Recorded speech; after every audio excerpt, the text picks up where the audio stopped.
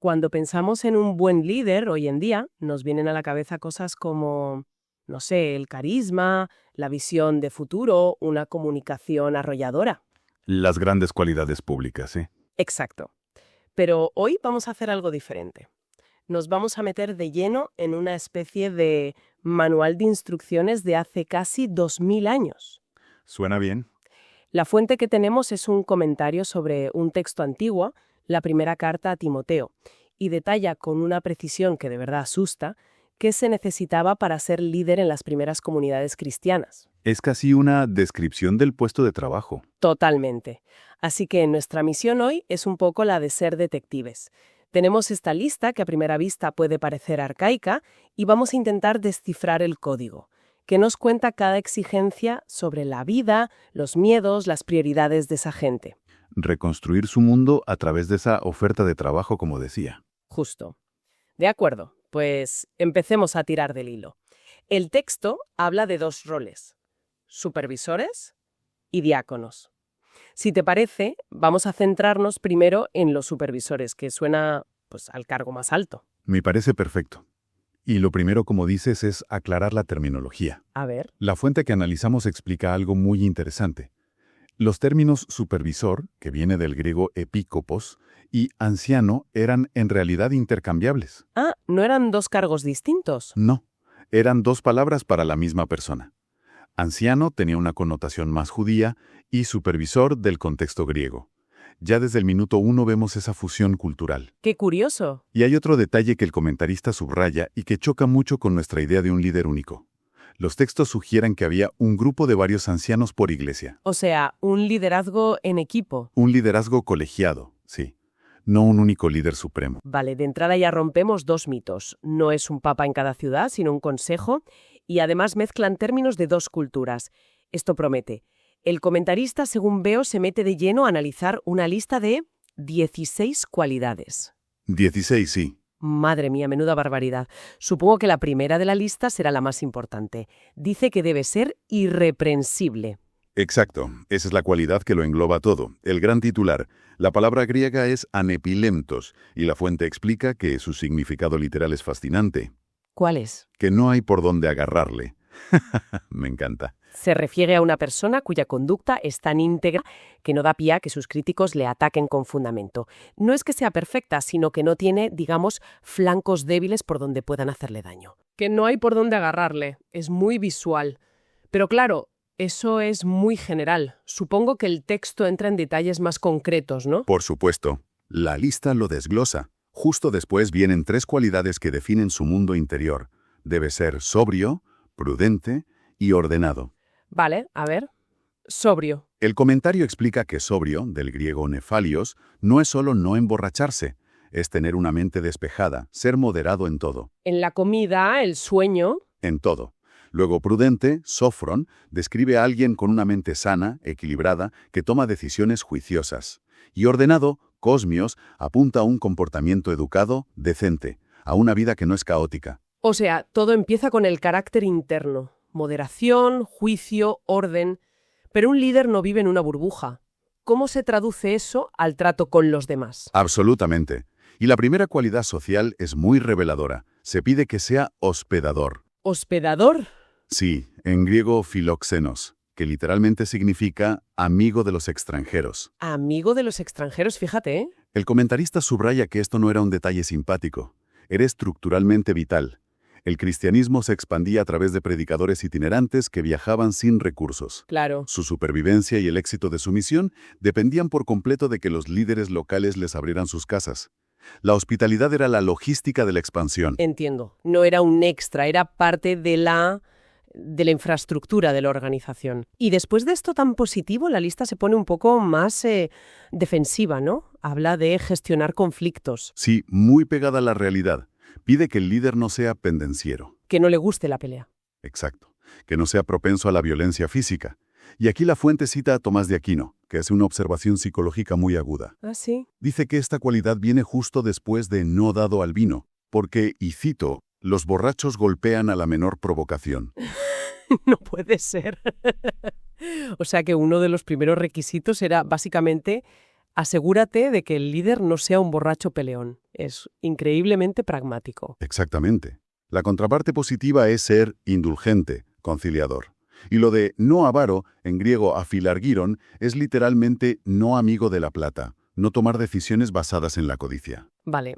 Carácter interno, habilidades sociales, pero el texto parece señalar un tercer ámbito, como la prueba definitiva, el verdadero campo de entrenamiento, el hogar. Y empieza con un requisito que ha generado ríos de tinta. Uf, sí. Marido de una sola mujer. ¿Qué nos dice el comentario sobre esto? Bueno, la fuente analiza varias interpretaciones. Descarta que se refiera a prohibir la poligamia porque eso ya estaba prohibido para todos. Claro, ¿no sería un requisito solo para líderes? Exacto.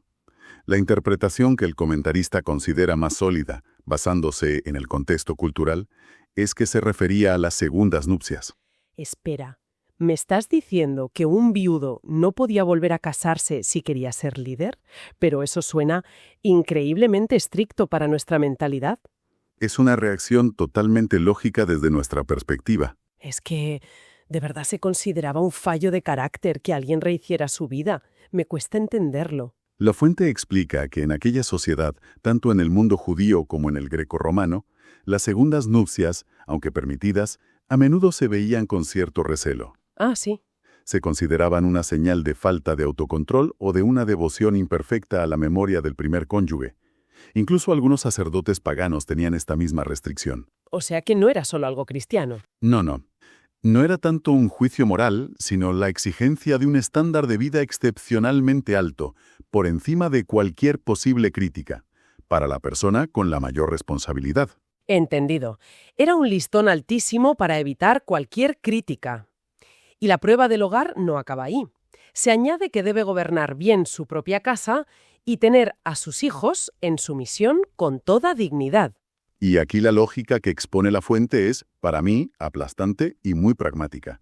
El propio texto se pregunta retóricamente, si alguien no es capaz de gestionar su propia familia, que es una casa pequeña, ¿cómo va a poder gestionar la comunidad de creyentes, que es una casa mucho más grande y compleja? Claro, tiene todo el sentido. El hogar no es un asunto privado, es el laboratorio. Exacto, donde se demuestra la verdadera capacidad de liderazgo. Carácter, habilidades sociales, vida familiar, parece que lo cubre todo. ¿Queda algo más? Queda el último grupo, que podríamos llamar de madurez espiritual y reputación pública. El primero es que debe ser apto para enseñar. Esto es clave. No basta con ser una buena persona. Para nada. Se requiere competencia doctrinal, un conocimiento sólido del mensaje y la habilidad para comunicarlo. Y la siguiente cualidad tiene una imagen potentísima. Nombra a un neófito. Sí, es una de mis favoritas. La palabra griega es neófitos. Significa literalmente planta nueva o recién plantado. Planta nueva. ¡Qué bueno! El texto advierte que es un peligro nombrar a un recién convertido. Y lo interesante es la razón. No es por su falta de conocimiento, sino por el riesgo de que se envanezca. El verbo griego que se usa aquí, tufogo, se asocia con la idea de verse envuelto en una nube de humo, un tufo que le ciega. O sea, alguien que se cree que lo sabe todo desde el primer día y acaba cegado por su propio humo, como dices. Es un peligro muy real en cualquier campo. Exacto. El texto dice que podría caer en el mismo tipo de orgullo que se le atribuye al diablo. Y la última cualidad es quizás la más sorprendente, que tenga buen testimonio de los de afuera. De los de afuera. ¿Te refieres a los no creyentes? Precisamente. La fuente lo explica de maravilla. A menudo, tus vecinos, tus compañeros de trabajo, quienes no comparten tu fe, te conocen en tu día a día mucho mejor. En las trincheras de la vida real. Justo. El comentarista plantea una escena muy gráfica. Imagina que nombran a esta persona líder el domingo. ¿Qué pasará el lunes en su trabajo? Si su conducta no es coherente, sus compañeros se burlarán. ¿Qué hemos oído? ¿A ti te han hecho anciano con lo que nosotros sabemos? ¡Qué fuerte! Esa burla, ese descrédito público, es lo que el texto llama el lazo del diablo, una trampa que anularía por completo su autoridad moral. Vale. El listón para los supervisores está altísimo, casi inalcanzable. Pero mencionaste al principio que había otro rol, los diáconos. ¿Se les aplicaba el mismo examen? Esa es la pregunta clave. Muchos requisitos de carácter se repiten. Respetables, gobernar bien su casa, pero las diferencias son pocas y, por eso mismo, muy reveladoras. nos dan pistas sobre su función específica. Exacto. Hay 3 cualidades que son únicas para los diáconos. A ver, veamos esas diferencias. ¿Cuál es la primera? La primera es que deben ser sin doblez de palabra. Es decir, no ser personas de 2 caras. Sin doblez de palabra. Es muy específico. Sí. La teoría del comentarista es que este requisito se menciona para ellos porque su rol implicaba un contacto mucho más directo y personal con los miembros de la comunidad. Claro, me imagino que con los chismes y las tensiones internas, tener a alguien que no fuera diciendo a cada uno lo que quería oír sería vital para mantener la paz. Has dado en el clavo. Los diáconos estaban en la calle, visitando a los enfermos, repartiendo ayuda, enfrentaban constantemente la tentación de adular, de decir una cosa a una familia y otra a otra para caer bien. Eso es dinamita pura en una comunidad pequeña. Totalmente. Por eso era un requisito tan específico para ellos. Tiene todo el sentido. Vale, ¿cuál es la segunda cualidad única? No codicioso de ganancias deshonestas. Esto es más concreto que el no avaro de los supervisores. Ah, vale. La fuente lo relaciona con la gestión de las finanzas, la administración de la colecta, la ayuda a las viudas. El peligro de la ganancia ilícita, de quedarse con un pellizco, era mucho más tangible en su caso. Lógico. ¿Y la tercera diferencia? Se dice de ellos que sean sometidos a prueba primero. Aquí se exige un periodo de escrutinio formal antes de su nombramiento, una especie de periodo de prácticas evaluado. El texto también habla de una recompensa, ¿no? Dice que obtienen una posición honrosa y mucha confianza en la fe. Era como un programa de becarios para ascender a supervisor. Es una interpretación que se ha hecho, pero la fuente la descarta. Argumenta que no habla de un ascenso. La lectura más probable es que esa posición honrosa es ganarse el respeto, la estima de la congregación. Algo intangible, pero muy valioso. Exacto. Y la mucha confianza en la fe es el resultado de ver que su trabajo da fruto, lo que fortalece su propia convicción. ¿Entendido? Ahora bien, hay un detalle que me llama la atención. Justo en mitad de la lista para los diáconos, como un inciso, aparece un versículo sobre las mujeres. ¿Qué pasa ahí? ¿Se introduce un nuevo cargo, el de diaconisas? Ha señalado uno de los grandes debates de este pasaje. El comentarista reconoce que muchos intérpretes creen que sí, que se refiere a un cargo oficial de diaconisas. Pero Pero la fuente que analizamos argumenta con bastante fuerza que, en este contexto, el texto se refiere a las esposas de los diáconos. a las esposas.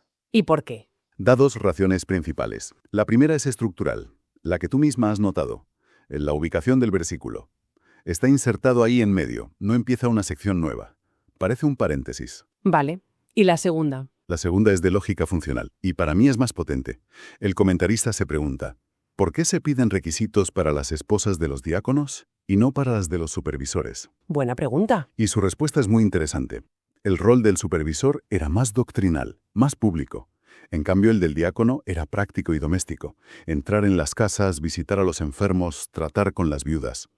En esas tareas tan íntimas, la conducta y la discreción de su esposa eran cruciales. La esposa era, en la práctica, parte del equipo. Exactamente. Por eso se le pedían requisitos. Esa explicación es muy convincente, tiene una lógica interna muy fuerte.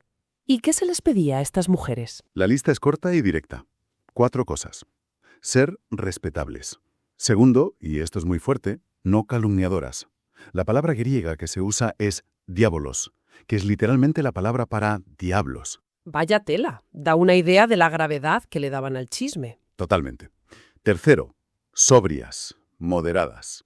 Y cuarto, fieles en todo, es decir, personas de total confianza. Vale, hemos desmontado la lista pieza por pieza. Pero ahora un paso atrás. ¿Para qué? ¿Por qué expedir esto con tanto detalle? ¿Cuál es el propósito final? El autor del texto, Pablo, lo deja meridianamente claro. Le escribe a Timoteo para que sepa cómo hay que conducirse en la casa de Dios, que es la Iglesia. O sea, es para asegurar el buen funcionamiento y la salud de la comunidad. Exactamente. Y es justo entonces cuando el texto ofrece una de sus descripciones más potentes. Llama a la Iglesia columna y baluarte de la verdad. Columna y baluarte de la verdad. Suena increíblemente solemne. Pero, un momento, ¿eso implica que la Iglesia como institución es infalible? ¿Que no puede equivocarse? El comentarista se enfrenta directamente a esa interpretación y la refuta. Argumenta que no habla de infalibilidad institucional. La idea es más bien la de una responsabilidad. ¿Una responsabilidad? Sí, cada comunidad local tiene el deber de ser como una columna que sostiene un techo. Su función es mantener en alto la verdad del Evangelio, protegerla y proclamarla. La fuente invierte la lógica. No es la Iglesia la que garantiza la verdad, es la verdad la que debe juzgar la fidelidad de la Iglesia. Es un matiz muy importante. Y añade otro del griego original que es muy revelador. Las palabras columna y baluarte no llevan el artículo la. No dice que la Iglesia sea la columna, la única, sino una columna. Lo que sugiere que cada comunidad está llamada a ser un pilar. Eso es, un pilar que sostiene esa verdad, no el único y exclusivo pilar. Esa distinción es crucial. Cambia la perspectiva de una posesión a una responsabilidad compartida. Resumiendo entonces, vemos un enfoque abrumador en el carácter por encima del carisma, el hogar como prueba definitiva y este rol de la comunidad como protectora activa. Exactamente. Y para que no quede duda de cuál es esa verdad que hay que sostener, el capítulo termina de una forma preciosa, con lo que llama el misterio de la piedad. La fuente explica que muy probablemente es un fragmento de un himno de la Iglesia primitiva. ¿Un credo poético? Sí, que resume el núcleo de la fe que estos líderes, estas columnas, debían salvaguardar. ¿Y qué dice ese himno? Es un resumen bellísimo y denso. Son 6 frases cortas sobre Cristo. Fue manifestado en carne, justificado en el Espíritu, visto por los ángeles, proclamado a las naciones, creído en el mundo y recibido arriba en gloria. Ese es el mensaje, la verdad, que las columnas debían sostener. ¿Qué manera de cerrar el círculo? Este texto establece unos estándares altísimos, centrados casi por completo en la integridad personal. Y esto, inevitablemente, nos lleva a una reflexión final. Si hoy tuviéramos que redactar una lista similar para líderes en cualquier ámbito, empresarial, político, social, ¿qué incluiríamos? ¿Cuánto nos centraríamos en las habilidades públicas frente al carácter privado? Y, sobre todo, ¿cuál consideraríamos que es el verdadero campo de pruebas para medir la capacidad de una persona para liderar?